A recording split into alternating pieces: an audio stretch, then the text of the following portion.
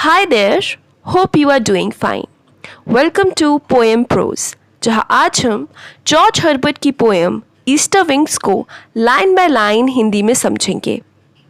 सबसे पहले मैं बता देती हूँ, इस पोएम को समझने के लिए इस वीडियो को मैंने कुछ पार्ट्स में डिवाइड किया है, जैसे कॉन्टेक्स्ट, टाइटल का मतलब, publishing, structure, line by line explanation और थीम्स, जिससे आप इसको बहुत थॉरली समझ पाएंगे और आपके एग्ज़ाम से लेकर आपकी पोइट्री की जनरल अंडरस्टैंडिंग को भी बढ़ाने में ये वीडियो थोड़ी हेल्प करेगा, ऐसी मेरी आशा है। सबसे पहले इस पोएम का कंटेक्स्ट समझते हैं। ईस्टर क्रिश्चियनिटी का एक बहुत बड़ा त्यौहार है जिसे रिसरेक्शन डे भी कहा जाता है। ईस्टर के दिन जीसस क्राइस्ट अपने दफनाए जाने के तीसरे दिन फिर से जीवित हो उठे थे। रिसरेक्शन का मतलब ही होता है फिर से जी उठना।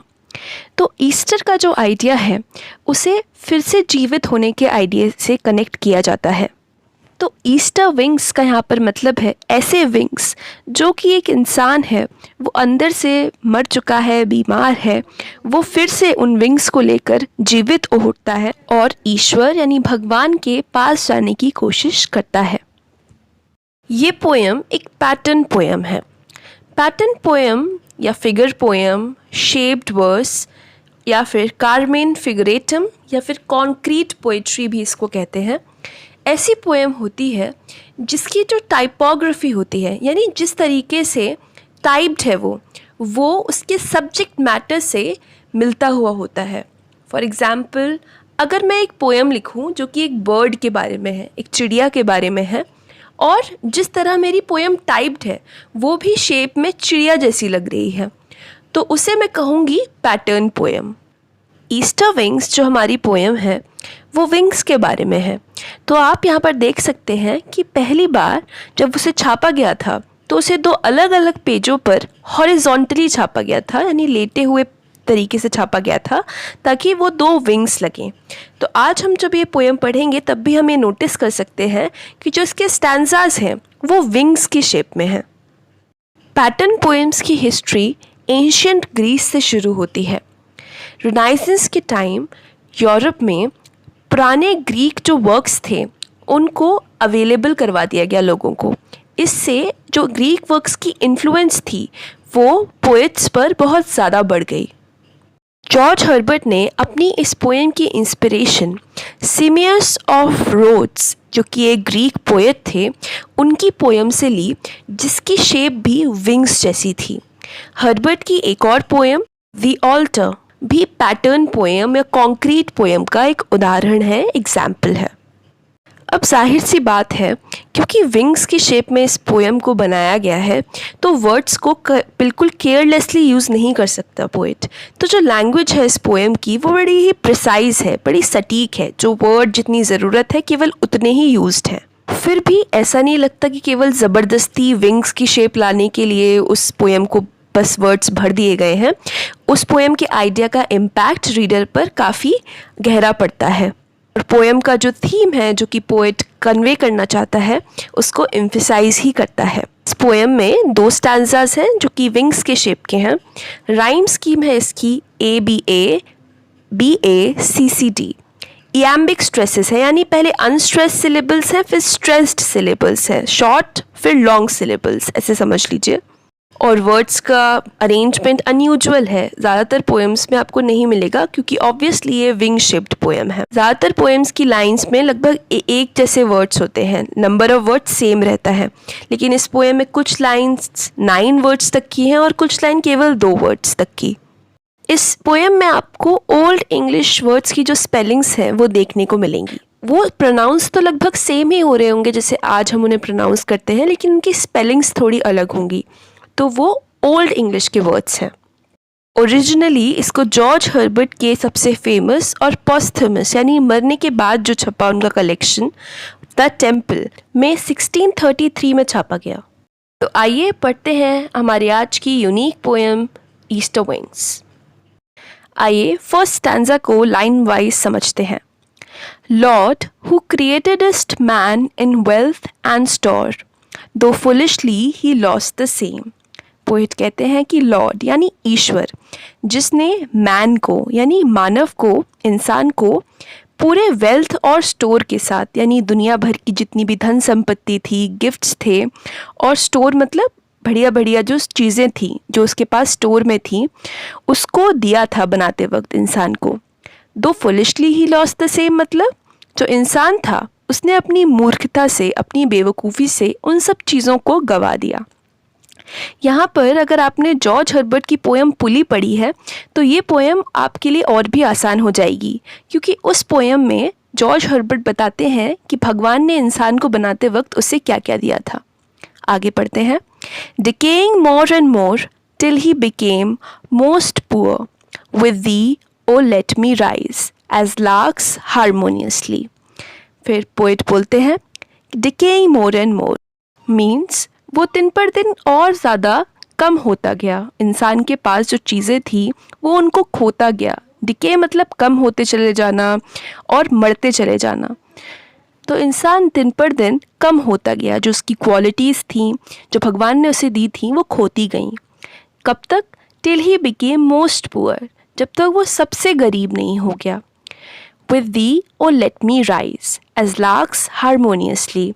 अब जो पोएट हैं वो भगवान से कहते हैं कि विद thee यानी आपके साथ मुझे उठने दो, लेट मी राइज, मुझे ऊपर उठने दो। जैसे लार्क्स, जो बर्ड्स होती हैं लार्क्स, वो हारमोनियसली, एक हारमोनी के साथ, एक रिदम और रीज़न के साथ जब उड़ती हैं, वैसे ही मुझे अपने साथ उठने दो और उड़ने दो। And Singh this day thy victories, then shall the fall further the flight in me। ताकि मैं इस दिन आपकी विक्ट्रीज़, भगवान की जो कहते हैं ना यशगान, जो उनकी अच्छी अच्छी बातें हैं, उनकी जीत है, उसके बारे में मैं गा सकूं। और जो फॉल थी मेरी, यानी जब इंसान को भगवान ने स्वर्ग से नीचे फेंक दिया था। यहाँ पर हमें थोड़ा सा समझना पड़ेगा। बाइबल की बुक ऑफ जेनेसिस में बताया गया है कि भगवान ने जब इंसान को बनाया था, जो थे एडम और ईव, सबसे पहले जो पुरुष थे इंसान जाति के वो थे एडम, और जो महिला थी वो थी ईव। इन दोनों को बनाया भगवान ने बिल्कुल प्योर, इनोसेंट, मासूम। लेकिन सेटन यानी शैतान ने अपनी कॉन्स्पिरेसी करी, षड्यंत्र रचा और ईव को उकसाया कि वो जो एप्पल लगा हुआ था गॉड के गार्डन में, जिसे फॉरबिडन एप्पल कहा गया था, जिसे तोड़ना मना था, वो तोड़े। तो ईव ने जैसे ही एप्पल तोड़ा तो गॉड ने सज़ा के तौर पर एडम और ईव दोनों को ही स्वर्ग से बाहर नीचे फेंक दिया, फॉल उन्हें करवा दिया। और फॉल करके वो कहाँ पे आ गए? इस धरती पे। तो पोएट उसी फॉल की बात कर रहे हैं कि जो वो फॉल हुई थी, वो जो इंसान का गिरना था, उसे ओरिजिनल सिन का भी आइडिया कहते हैं। इंसान का होना ही एक अपने आप में सिन है, क्योंकि हम लोग कितने सारी वाइसेस से, अवगुणों से भरे हुए हैं। तो जो वो फॉल थी, वो मेरे अंदर की जो फ्लाइट है, मेरे अंदर की जो उड़ान जो मैं भरना चाह रहा हूँ आपके साथ, उसे फर्दर कर दे, उसे और ऊंचा ले जाए। कहते हैं ना कि आगे बढ़ने के लिए हमें 2 कदम पीछे जाना पड़ता है। तो जो मेरी कमियां हैं, मैं उन्हीं से उबर कर और ऊंचा उड़ सकूं, ऐसा करने दीजिए मुझे, वो ईश्वर से कहते हैं। नेक्स्ट स्टैंजा पढ़ते हैं इस पोएम का, that is stanza number 2। My tender age in sorrow did begin and still with sicknesses and shame. Poet कहते हैं कि एक छोटी ही उम्र में मुझे कई सारे दुखों ने घेर लिया, और अभी भी कई सारी सिकनेसेस यानी बीमारियां, और शर्म यानी मैंने ऐसे कुछ काम किए हैं, गलतियां की हैं, जिनकी शर्म अभी भी मेरे साथ है। यहाँ पर ये जानना ज़रूरी है कि जॉर्ज हर्बर्ट जब 3 साल के थे तभी उनके पापा नहीं रहे थे। इससे उन्हें कई सारे दुखों और कठिन परिस्थितियों का सामना करना पड़ा होगा। मैंने इस चैनल पर जॉर्ज हर्बर्ट की लाइफ पर एक वीडियो बनाया है, आप उसका लिंक डिस्क्रिप्शन में देख सकते हैं। आगे पढ़ते हैं। Thou didst so punish sin that I became most thin। वो बोलते हैं ईश्वर से कि तुमने, ईश्वर के लिए वो दाऊ वर्ड का यूज़ करते हैं, मेरे जो सिन थे, मेरे पाप थे, आपने उन्हें ऐसे सज़ा दी कि मैं क्या बन गया? मोस्ट थिन, बहुत पतला हो गया। अब पतले होने से मतलब फिज़िकल पतलापन भी है, लेकिन ज़्यादा क्या है, जो हमारे अंदर की जो कमज़ोरी होती है, हम पतले तब होते हैं ना जब हमें न्यूट्रिशन नहीं मिलता, और जब अंदर से स्पिरिचुअल कोई हमें न्यूट्रिशन नहीं मिलेगा, कोई इंस्पिरेशन, गॉड से हम दूर हो जाएंगे तो हम पतले ही हो जाएंगे। तो वो थिन का मतलब है अंदर से गरीब होते चले जाना, अंदर से अस्वस्थ होते चले जाना, अनहेल्दी होते चले जाना। With thee let me combine and feel thy victory। God से पोएट बोलते हैं कि मुझे अपने संग, तुम्हारे संग यानी गॉड के संग कंबाइन हो जाने दो, मिल जाने दो, और जो गॉड की विक्ट्री है, गॉड का जो राज है इस दुनिया के ऊपर, जो जीत है जिसको कोई चैलेंज नहीं कर सकता, मैं उसे फील करना चाहता हूँ, इसलिए मुझे आपके संग ही मिल जाने दो। Last two lines, for If I imp my wing on thine, affliction shall advance the flight in me। अब जो imp का मतलब होता है, वो अगर किसी बर्ड का कोई डैमेज फेदर है, उसका फेदर थोड़ा कट गया है या छिल गया है या हट गया है, तो उसको थोड़ा सा हटा के एक दूसरा फेदर उसके ऊपर लगा दिया जाता है। तो उस प्रोसेस को क्या बोलते हैं? इम्पिंग। तो वो कहते हैं, इस पोएम का नाम भी है ईस्टर विंग्स, तो गॉड के विंग के ऊपर अगर वो अपना विंग लगा लें, है ना, और वो पेन मिला है उन्हें लाइफ में, जो पर अभी उनकी मुसीबतें हैं लाइफ की, वही क्या करेंगी, उनको उनकी जो फ्लाइट है, उनकी जो उड़ान है, उसको आगे तक ले जाएंगी। एडवांस मतलब आगे तक ले जाना, तो उसको वो मदद करेंगी पोएट को उड़ने में। साथ ही यहाँ पर एफ्लिक्शन का मतलब एक रिलीजियस वर्ड तो है ही, और जो इम्पिंग की जो प्रोसेस होती है फेदर इधर से उधर लगाना, वो अपने आप में भी बहुत पेनफुल होती है। तो जब हर्बर्ट गॉड के पास आना चाहेंगे, उनमें मिलना चाहेंगे, तो उसके लिए काफ़ी तपस्या लगेगी, बहुत ज़्यादा मेहनत लगेगी, एक डेडिकेशन, कॉन्सेंट्रेशन। और आपने देखा है कि जो साधु संत लोग होते हैं, जॉर्ज हर्बर्ट भी एक प्रीस्ट थे, वो कितने कठिन परिस्थितियों में रहते हैं, तो वो जो पेन मिलेगा उन्हें, कहते हैं ना, खुद को सज़ा देते हैं लोग ताकि वो ईश्वर के पास आ सकें, अपने सिन से दूर जा सकें, तो वो उन्हें ईश्वर के पास ले जाएगी। और जो उनकी उड़ान है, जो वो सोच रहे हैं कि वो उड़ करके ईश्वर के पास पहुँचेंगे, वो और भी आगे तक जाएगी उस दर्द से। तो ये थी जॉर्ज हर्बर्ट की छोटी सी पर बड़ी ही इंटरेस्टिंग पोएम। इसके थीम्स डिस्कस करते हैं ताकि हम इस पोएम को और अच्छे से समझ पाएँ। पहला जो थीम है वो है ह्यूमन सफ़रिंग का, कैसे मानव हमेशा सफ़र करता है, हमेशा मुसीबतों में पड़ा रहता है। उसके अच्छे इंटेंशंस और अच्छा होना भी काफ़ी नहीं है उसे दुख से बचाने के लिए। कई सारे अवगुण, कई सारा पेन और लॉस हमेशा उसे अपनी ओर खींचते रहते हैं। अगला थीम है रिग्रेट, अटोनमेंट और रिडेम्पशन का। मानव अक्सर अपने जो डिसीजंस होते हैं लाइफ के, जो उसने फैसले किए होते हैं, उन पे रिग्रेट यानी कि अफसोस जताता है, क्योंकि इन डिसीजंस ने उसे कहीं ना कहीं भटकाया होता है भगवान के रास्ते से। अटोनमेंट यानी प्रायश्चित एक इकलौता तरीका है जिसके थ्रू वो गॉड को और गॉड की इच्छा को जान सकता है और वहाँ तक पहुँच सकता है, जो कि इस पोएम में भी बताया गया है।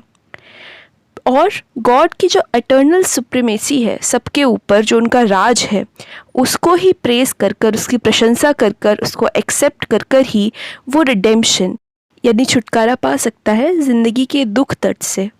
इस पोएम के स्ट्रक्चर के बारे में जो हमने शुरू में डिस्कस किया था, वही इसके स्टाइलिस्टिक फीचर्स में भी आ जाता है। इसके अलावा इसके दोनों स्टैंजास बिल्कुल आइडेंटिकल स्ट्रक्चर्स के हैं, यानी बिल्कुल सेम स्ट्रक्चर्स हैं। जहाँ पर पहले स्टैंजा में इतनी लंबी लाइन होगी, वहाँ पे दूसरे स्टैंजा में भी होगी। फर्स्ट स्टैंजा में पोइट जो जनरल सफरिंग है पूरी मानव जाति की, उसको बताते हैं, और सेकेंड स्टैंजा में वो खुद की पर्सनल जो दिक्कतें हैं उन पर फोकस करते हैं।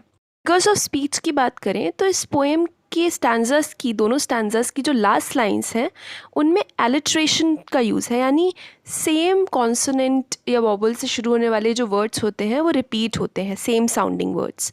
तो जो फर्स्ट स्टैंजा है उसमें वो कहते हैं फॉल फर्दर द फ्लाइट, तो फ का यूज़ है। फिर सेकेंड जो स्टैंजा है उसमें एफ्लिक्शन और एडवांस को भी यूज़ करते हैं। आई होप इस वीडियो से आपको इस पोएम को समझने में हेल्प मिली होगी। अगर हाँ, तो वीडियो को लाइक ज़रूर करें।